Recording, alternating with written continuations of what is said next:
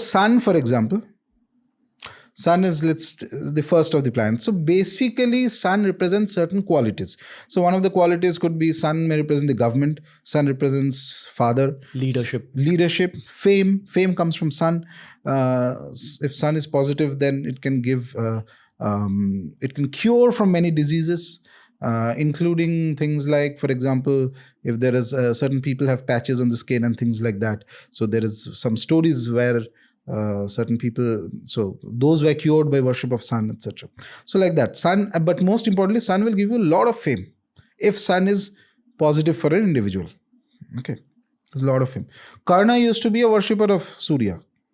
Okay, but so when you're saying positive for an individual, you mean the combination of Sun with which house / Rashi? Yeah, there is then the more complicated thing that comes, that when is a graha positive and when is a graha negative. Okay.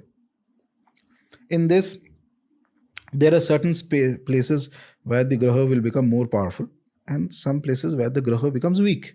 So simply speaking, Sun becomes very powerful when it is in Aries, Mesh, first house, okay, of the zodiac.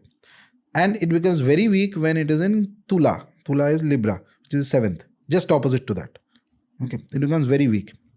So because of the strength of the graha, it will have its own power and behavior pattern will change. Of the human being involved? No. Of the graha. Of the graha. Okay. And I told you that what graha means grasper. So accordingly, when Sun is influencing an individual at a particular phase of time, say 3 years or 4 years, those properties it will transfer into the individual. Gotcha. Understood. Okay. That is how it grasps the consciousness. That's why they and makes you do things. That's why they say things like, oh, your Sun is now in Gemini. That's why this kind of effect. Oh, now your Venus is in Aries, etc. I gotta pause you here, and I know that this is pissing off some viewers who already know about astrology, but I also gotta talk to like more basic viewers. Yeah. Autobiography of a Yogi has an entire chapter on astrology where they talk about how every object in the world has a kind of, you can think of it as an electromagnetic energy or a spiritual energy that it gives out. Like how light has a dual nature of like being a waveform as well as photons. So in the same way, everything, like say the planets have a solid nature, which is as the physical planet, and then they have an energy that they're giving out. Correct. You can think of it as in the same way that every big object has gravity, or every object in the world has gravity, but when an object is huge, it has more gravity. In the same way, when an object is huge, it has a deeper cosmic effect on a human being's life. And that object doesn't want to be negative or positive. It just is. And that's where this aspect of grahas comes in. Correct. Okay. Anything you want to mention? No, not much. But more or less, these 9 grahas are the fundamentals of Jyotisha. Okay. Now I think you should mention each one little bit. Okay. So Sun is like that, as it say fame and things like that. On the other hand, to just give an example, so one of the other things on the negative side, Sun can also denote ego. Okay. Somebody with a very strong Sun may project a very strong ego, or even may misrepresent it as being very arrogant, because Sun is super confident. Okay. On the other hand, when Sun is weak, lacks confidence and maybe internally insecure. I have seen horoscopes like that. So basically they will be, again, a graha, to clarify, a graha is never independent, in the sense that there are other aspects of it. It's like chemistry. Multiple grahas may be in the same house. Some graha may have something known as drishti, effect, sight. So each graha can also see the house that is 7 distance from it. Just opposite. Yeah. Okay. Some grahas have special drishtis. Okay, we'll go into that. This is details of astrology. These are all basics of astrology. It's not even details, but okay, go on.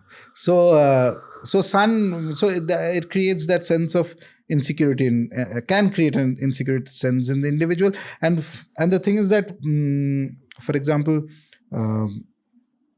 if Sun is weak, they get affected by praise very easily, good or bad. If you praise them, they become very happy. Or if you criticize them a bit, they become very disturbed. Whereas when the graha is stronger, it is more stable. It is not, theek hai, praise kar le, koi baat nahi. Criticism also, it doesn't take that seriously. But it may project an image of ego or arrogance. It depends on the overall horoscope. Okay. At a very deep level, astrology also has its own levels. At a very deep spiritual level, sun also represents the atma inside an individual. It is the king of the solar system. The atma is the king of your life. Like that. Your soul. Soul. At another level, sun is Shiva. But it can also be Rama. Depends on the horoscope. Okay.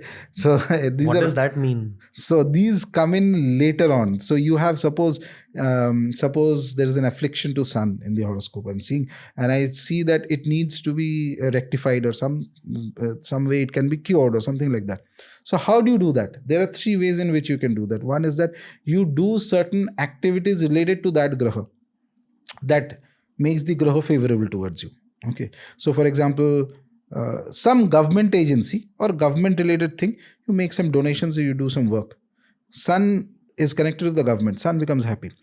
But there is suppose some other kind of combination in the chart with respect to sun. So I say that no, this is not enough. There you need the help of forces, higher forces. Okay. So how you need the help of devatas. Devatas are higher than these grahas. But the grahas can map to certain devatas partial energies to some degree. So depending again on the position of the sun, I may say that worship Shiva or worship Bhairava or worship Lord Rama. Rama is of the solar dynasty, okay, depending on the position of the sun. Or worship a specific Mahavidya. Like a Devi. Each graha can map to a lot of things. See, these 9 grahas will map to everything. If you know, it can map to everything. It is the capacity of the astrologer to find out that what exactly is the mapping happening. And this is not exactly a science. It's more like an art. Correctly find out. So a good astrologer must also have a certain degree of experience and intuition.